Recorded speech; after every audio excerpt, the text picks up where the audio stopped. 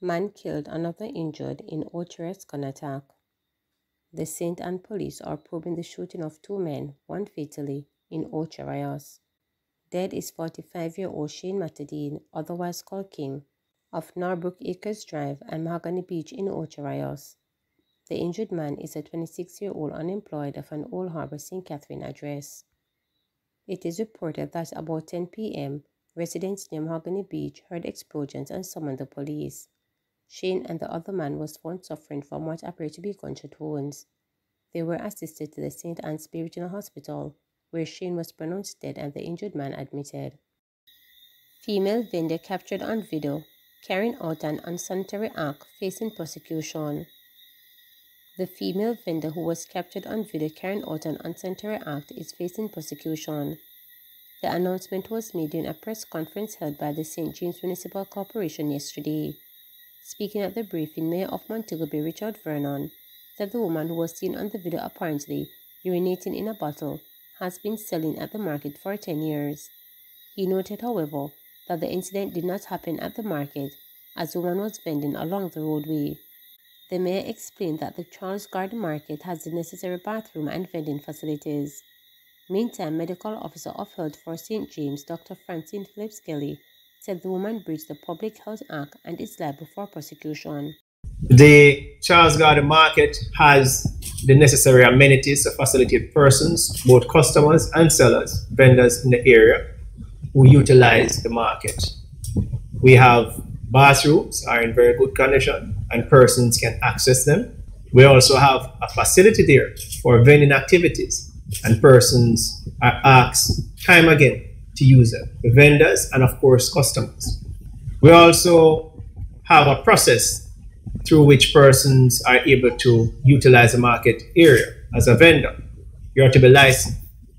And on our Safe Food program, one of the requirements is to ensure that persons who are licensed to operate not just in the Charles Garden Market, but who apply their trade in street food vending, they must go through the public health verification and certified, issued with their food handler's permit. This vendor will not be able to continue as is because based on investigation, she would have breached our regulation, the food handling regulation in several areas, so she would not be allowed to continue and actions will be taken accordingly. She is liable for prosecution based on her breaching of the regulations as stated in our regulations, food handling regulations of 1998.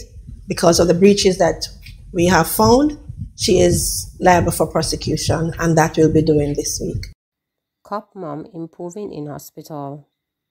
The policewoman who was critically injured in a two-vehicle crash that claimed the life of her 10-year-old son on Monday is said to be improving in hospital.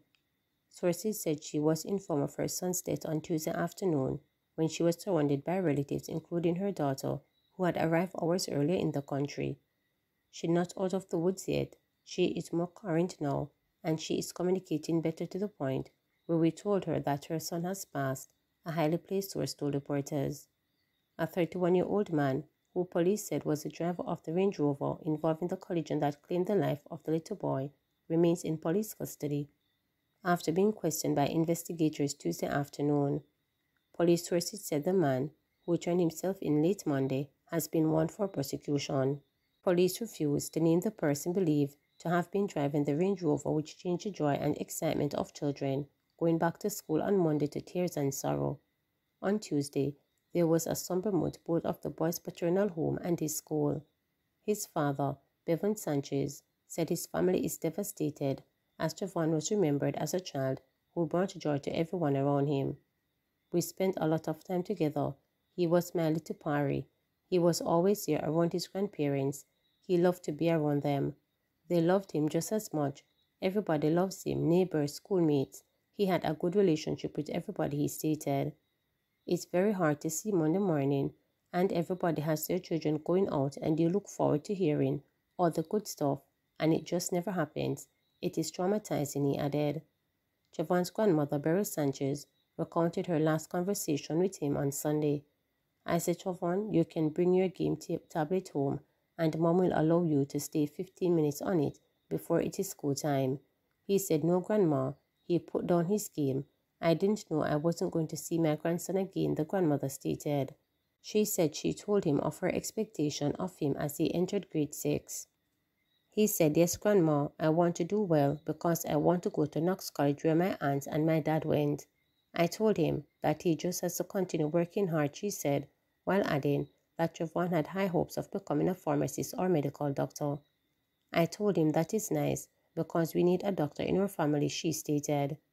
His name was number 9 on a list of students at the entrance of the grade 6 classroom at Christian Elise Primary School.